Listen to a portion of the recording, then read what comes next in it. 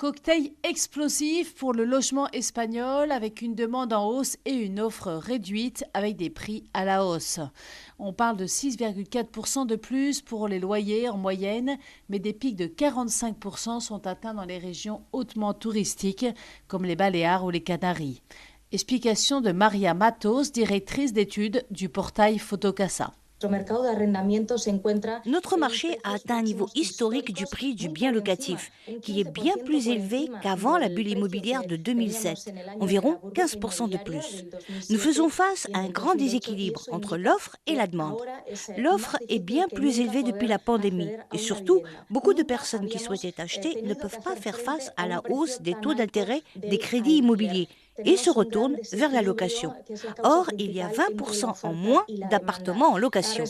La demanda tras la vuelta a la normalidad, muchísimos ciudadanos están interactuando con el alquiler también porque muchos han deshecho la idea de comprar al ver cómo suben esos tipos de interés. Le boom de la location touristique est en grande partie responsable de l'absence de location pour longue durée, mais pas seulement.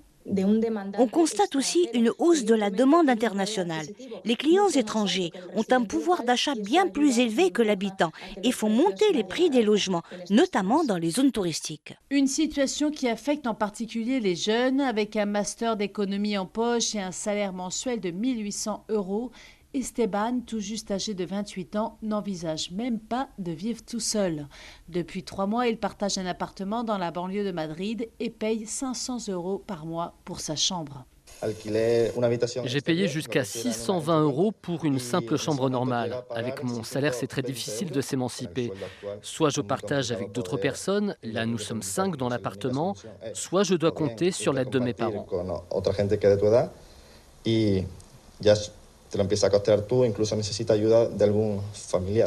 Pour accéder à un logement, un jeune doit consacrer 80% de son salaire dans le paiement de l'appartement ou se résigner à vivre dans 29 mètres carrés selon l'Observatoire de l'émancipation. Rien d'étonnant alors que seulement un jeune sur 10 parvient à quitter le cocon familial avant 30 ans.